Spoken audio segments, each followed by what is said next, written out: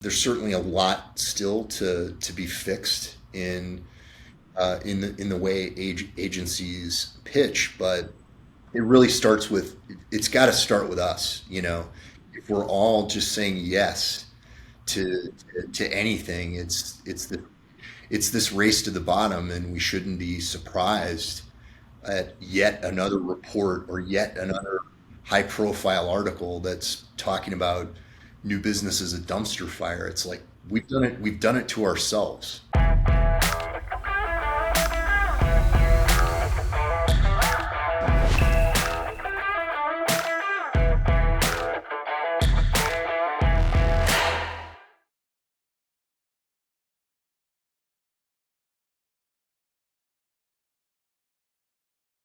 We're going to go back to a little bit of content. We haven't gotten there yet for you all. But you wrote a piece in Campaign called The Upside of the Great Resignation for Agencies. Now, this was back in March of 22, but I loved it. And I think it absolutely, still applies, even if things have changed somewhat, or maybe some of this is more for you or not. But Yeah. you mentioned in it throwing out some pre-pandemic kind of pitching rules, and there were 4 of them. So I don't know, I call this a rapid fire, but I think it's going to be helpful for other agency folks to, and marketers too, because they'll be watching this as well, to hear these. So I'm going to throw these out to you. The very first one, say no to spec work. So many agencies, and this is what you had written, I'll just throw out the very first part of it. Many agencies already have policies of never doing spec. Now could be the time for your agency to give it a try. So flesh that out a little bit for us. Yeah, and I say that as someone who doesn't always take his own advice. I mean, there are some pitch processes that we're involved in that it's like if we want to do this, those are the rules of this particular game. So I think saying no, there are many agencies that do that are just like, no, we don't do spec work. We're not going to do spec work, and that's great. I think at the very least, just being super intentional about if and when you do that, and I think that Sure. that's a positive development. And I mean, all the things that we've read, the recent ANA report about the cost of pitching and switching agencies, and Sure. there's been dozens of very high profile articles in the trades about just the kind of dehumanizing, soul crushing process of pitching. And I do think that everybody is, including client side organizations like the ANA and their members, are realizing like this is pretty brutal. This is pretty awful. And I've noticed, at least this year, more of a light touch on asks, offering like compensation, like if they are going to ask you to do something, that I'll pay you for it. So We've seen that as well with our own clients. So there's certainly a lot still to be fixed in the way agencies pitch, but it really starts with it's got to start with us. If we're all just saying yes to anything, it's this race to the bottom, and we shouldn't be surprised at yet another report or yet another high profile article that's talking about new business as a dumpster fire. It's like we've done it to ourselves. So just it fell. I had a dumpster fire right there. I'll grab it. I really did, and it fell. I'll grab it. Next one. So, and this one's pretty self-evident, right? Stick to your guns on pricing. Yeah. I mean, we cost what we cost, and I think in pitch situations there's a tendency to want to, sharpen the pencil. Maybe to a fault where it's tough. Knowingly signing up for something that you may not even be covering your own costs, and you you knew that going in. You submitted that in in your response that was the pricing you could deliver the scope for. And I don't know. I think a lot of agencies might think, hey, I'm gonna sort of price it to win it, Right, right. and then we'll have a conversation. And I'm sure these guys will be reasonable about Right, this, and we all know a lot of times that conversation never happens, and right. 3 months into the engagement, you're just completely upside down and wondering, like, what I'm basically paying these guys to work on their business. So Yeah, it's just I think we've just got to be unapologetic about the value of our work. I know most agencies have hopefully moved away from selling hours and publishing like rate cards and things like that. That's another contributor to this sure. race to the bottom. We were all about like deliverables based flat fee pricing for Okay. brand strategy or a comms plan with a comms journey or kind of big multi-year brand platform creative concepting. We know what it takes from Yeah, 30 years of doing this, and the hours and the staff and the different levels that are involved, and we know what that costs. And sure. we just charge a flat fee for those things rather than break that out in an hourly way. We can talk to clients about a blended hourly rate because I think that helps them I was kind going to say, okay, yeah, of compare apples to apples. But yeah, we've definitely said no to the whole sort of prospect of let's do this on a what's your hourly rate by person. right. And that's another thing that kind of like spec work, we just need to, as agencies, kind of hold hands in solidarity, and we need to do this together or nothing's going to get any better. Yeah, no, absolutely true. Two more and one you already touched on, Yeah. and that is, and I like that one a lot as well. Ask for pitch compensation. It's skin in the game on both sides. It makes the whole process a little more fair, and we are seeing more of that this year. Yeah. Yeah. I mean, now it comes with strings, and Right. you've got to be okay with that.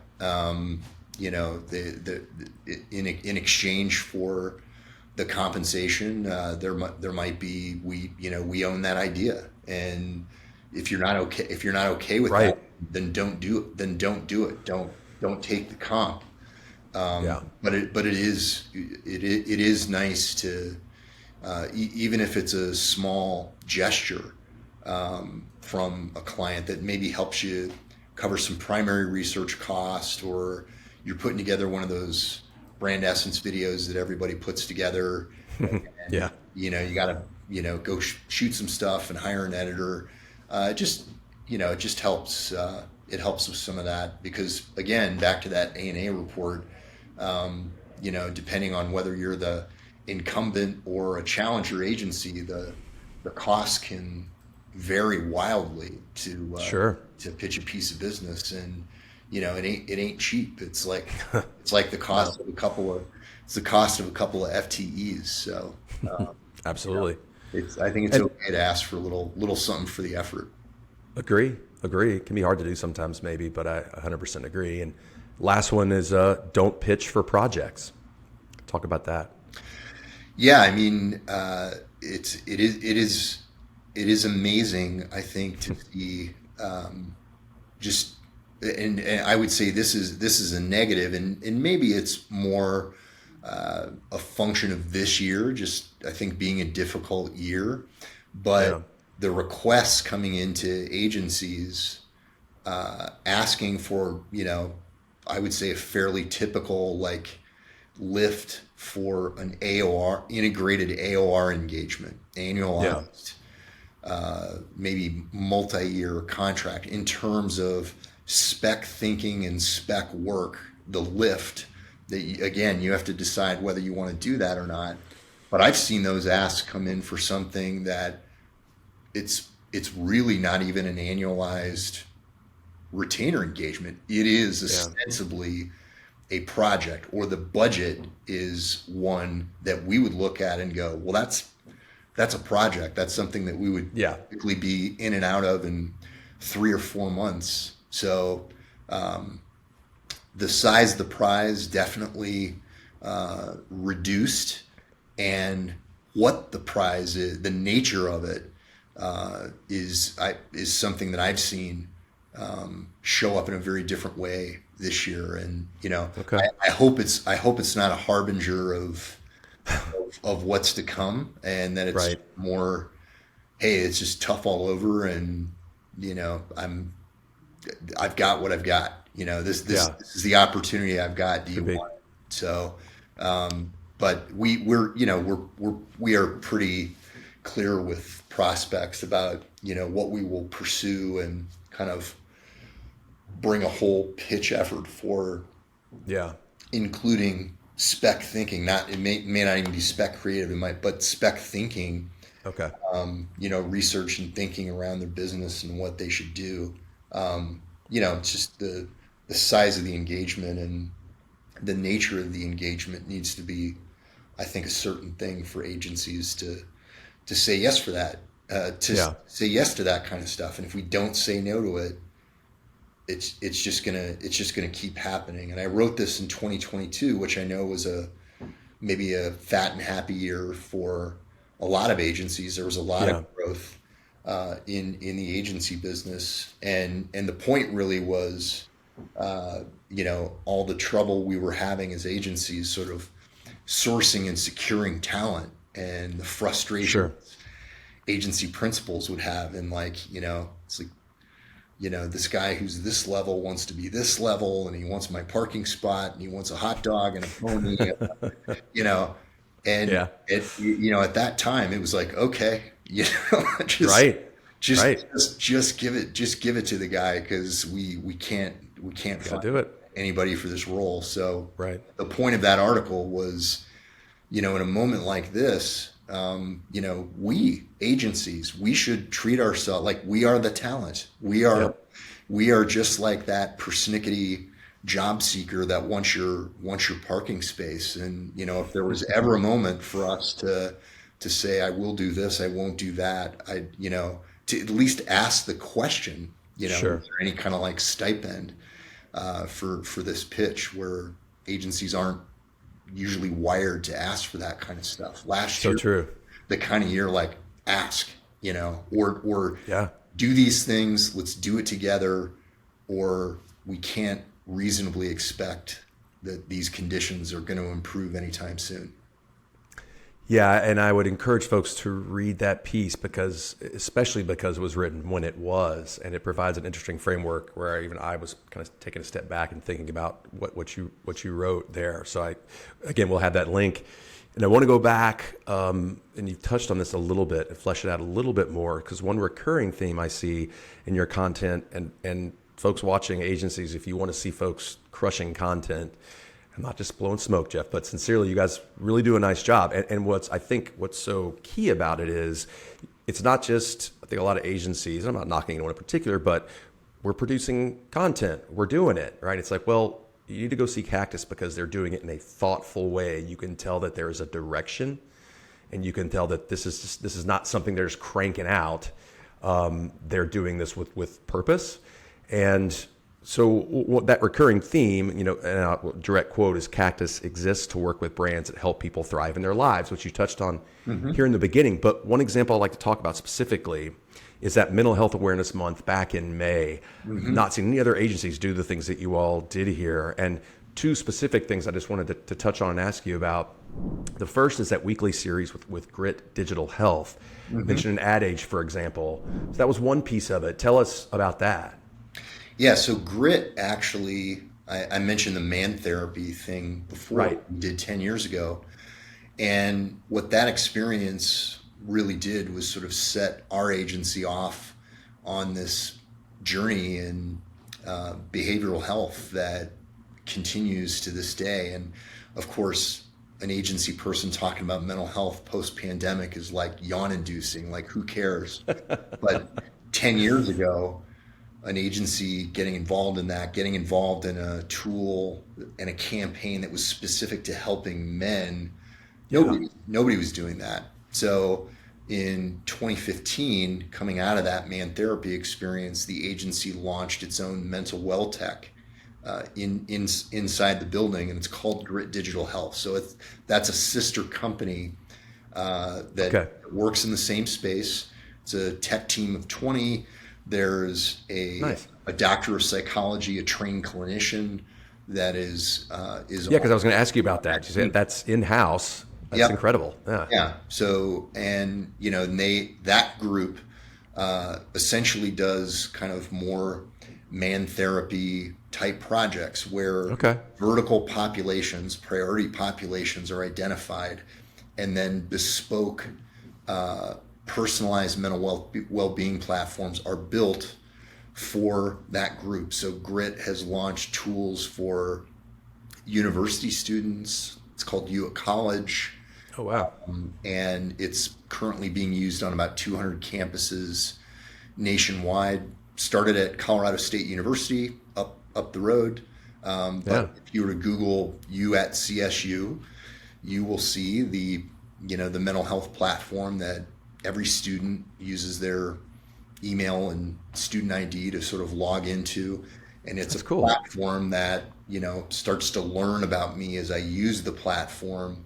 So if I were to use it and you were to use it over time, those experiences are going to diverge, based on what you're clicking on and what I'm clicking on. And so they've applied that knowledge to things like veterans, Operation Veteran Strong, first responders. There's a platform called Responder Strong. So this is deep. Wow. Okay. A mobile app called Nod. That's a mobile app designed to help students combat loneliness and isolation. And that was launched during the pandemic. So really a whole suite of products. That's what Grit does. Oh, wow. Okay. And you mentioned Frame of Mind is the name of the weekly video series that we do during Mental Health Awareness Month. And this is the second year that we've done that series. And so what we did this year was just kind of curated a series of conversations, not unlike this, of just two leaders. So our founder, Joe Conrad, and CEOs of agencies, Barkley and Preacher and OKRP and DNA and Mischief at No Fixed Address, just and Marla from 4As. So it was really nice to close the series with her as the voice for the 4As, but really sort of not only sharing what we've learned on that 10 plus year journey in behavioral health, but learning from these guys and what they're doing and what they're hearing from their employees about what they need, what they expect from their agencies as employers. Because if we don't treat mental well-being of our employees the same way we thought about, say, their health insurance coverage pre-pandemic, if we're not thinking about mental health the way we think about an employee's total health and well-being, we're going to lose them. If not to another agency, to just a completely different industry, because they'll just be like, this isn't, it's not worth it to deal with this stuff. Yeah, and I think just that in and of itself is amazing that you all are doing that. And it does play so well into who you all are and your culture as an agency. But I did want to point out what you said and make sure people heard that you're having your competitors, in air quotes there, be a part of this series. Now, this is not something where people could take work secrets or whatever, but it really is. I have so rarely ever seen another agency do that, where you've got other agencies coming in, and I thought it was just amazing, and it worked, and because we're all talking about something that we can unify together. But I just thought that was really cool, and I really, again, we'll have the link to that. You should go check that out, not just because it's a great series, but just to see all these different viewpoints. But that was really neat. So kudos to you guys for doing that. It's part of our approach to content and to our conversation about verticals, where you've got strength and experience and a right to win. I would say, and I don't think this is boasting or anything, I don't think there's any agencies of any size, I don't care size or location, that's more steeped in the cause of mental health and well-being than this place. Yeah. That's just something that we're very, very good at. It's like state lotteries. We have two. It's not a category many agencies work in, but we have two active state lottery accounts. So it's really just leaning into those areas where we're authoritative and strong and thought leaders, and we have a right to win. And mental health, there's certainly new business to be had out in that space. All the sort of technology solutions for people to take care of their mental health. But I think we think about that series more just in terms of how do we elevate that conversation within our own industry, and just again kind of shine a light on innovations and tips and tricks and things that agencies from coast to coast, what are they doing to kind of move this forward. And it's an imperative that we put right up there with diversity, equity, and inclusion. If we don't diversify our teams, we won't have the diversity of thought and ideas to bring work to our clients that truly connects and moves modern consumers, period. Yes, it's the right thing to do, but I view it as it's an existential thing for agencies. Like, we have to do it or we'll be out of business. And I feel and I've learned this here, I've learned to appreciate the cause of mental health and well-being, but I feel the same way about mental health. We will just, we will hemorrhage employees, and we will deserve to if we don't pay attention to what this business can do to kind of grind people down to a nub. Anybody who's worked in agencies for a period of time, we all know that. So taking good care of the people who take care of our clients is really paramount, and that's what Frame of Mind was all about. I love it. Yeah, it's really admirable. And again, I encourage agencies to go take a look. A couple more, Jeff, and want to stick with content and get maybe a little bit of advice that you might give to folks out there. If folks watching go to Jeff's LinkedIn feed, which again we'll have that a link, you're going to see in his featured section and his posts that Jeff appears in pubs like Adweek, on podcasts, the campaign piece that we just mentioned, our own RSW conference, which you were a panelist on. So two things. One, how does that process work? Is it you or people on your team actively reaching out, or are they coming to you? And then the other piece of that is any advice you would give, because I know, again, I hear agency principals all the time, like, we'd love to do things like that. A lot of them say, it's a time thing, but you have to make time, right? But the other piece is, well, how do we go about it in a meaningful way? Yeah. A mouthful of questions there for you. No, it's a great question. And I don't know, maybe it's one of the rare benefits of being old. And hope you're not saying we're old, because we're not. Having been in this business for a long time is just you get to know a lot of people that and certainly journalists and people that are doing wonderful things like this podcast. And so I'm just very fortunate to have a lot of friends in the industry that ask me to do these things, and I'm sort of big about saying yes to that. And anybody who wants to talk about advertising, whether it's you or somebody who just moved to Denver 2 weeks ago, and I'm probably going to get some notes. So-and-so told me I should talk to you because I just moved here and I don't know up from down when it comes to advertising in Denver. And I just, my reflex is to say yes. That's awesome. And do that. That said, we do have a PR partner that we work with here. Some of those are things that come in just sort of directly to me. Other things, we have a PR partner that actively works to secure those opportunities for us.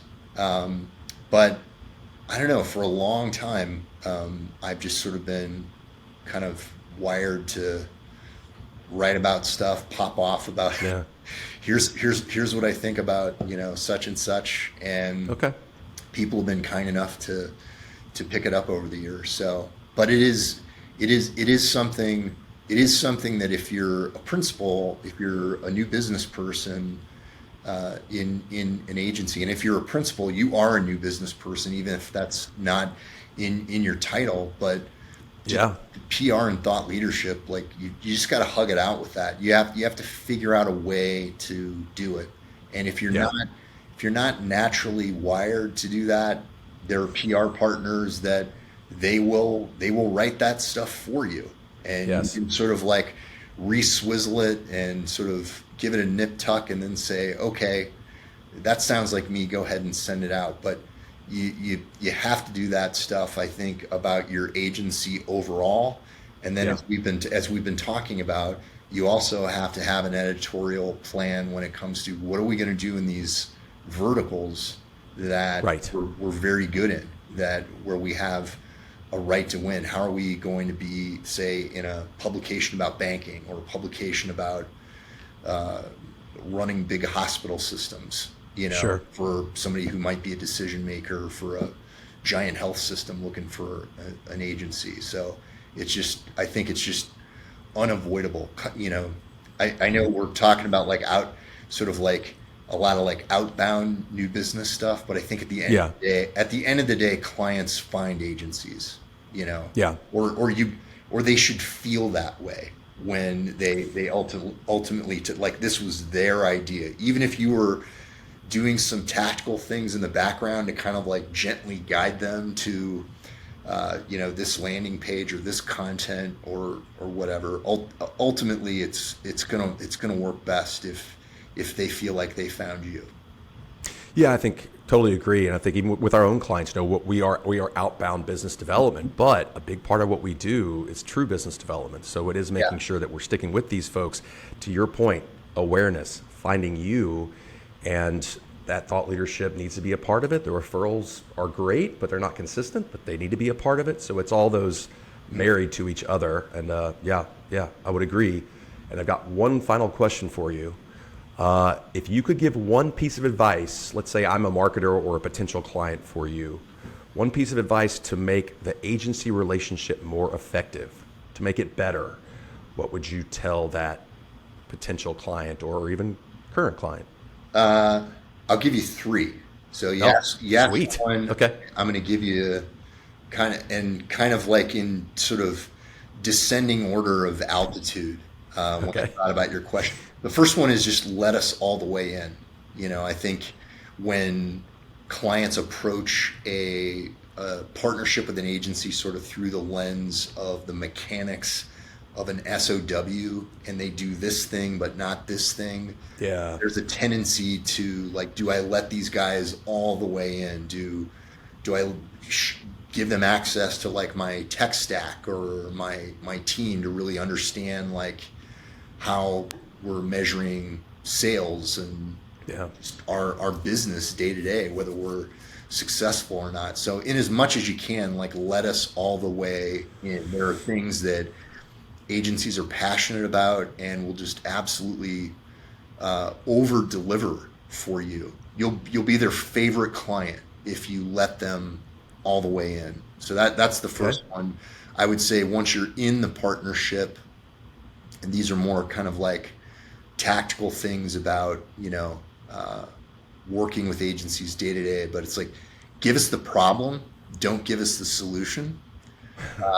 Instead of like giving us a brief where it's like, go make a widget that's like, it's tell us what the problem is, and the solution we bring you may or may not be a widget or an ad at all. You'd be, blown away by the kind of unharnessed creativity of people in agencies, and what they can bring if they get that kind of trust and open direction. Tell me the problem, the business problem that you need to be solved, and let us bring you what may be a range of ways to solve it that you never even thought about.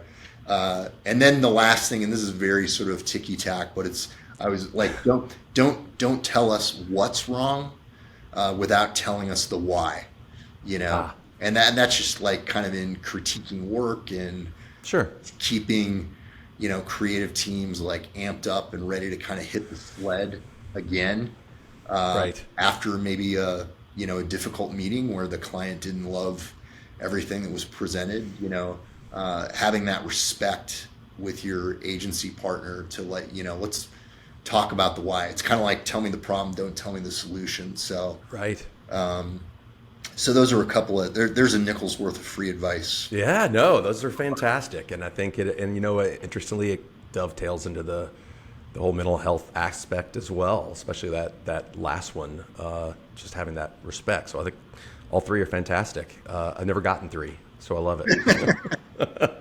Jeff, Graham, Cactus. If you need to cut it off after the first one, no, we're not. we can stick to the format. So sure. But Jeff, thank you so much for being here today. It's been awesome, and I'm excited for people to see it. So thanks, and we'll have to do it again. Cool. Maybe it's just when we start that heavy metal podcast. We didn't announce it yet. There you go. But we might. Soon to be running through everybody's cans on Love it. Spotify. So. All right, Jeff. Thanks so much, man. Thanks. Take care. All right, bye.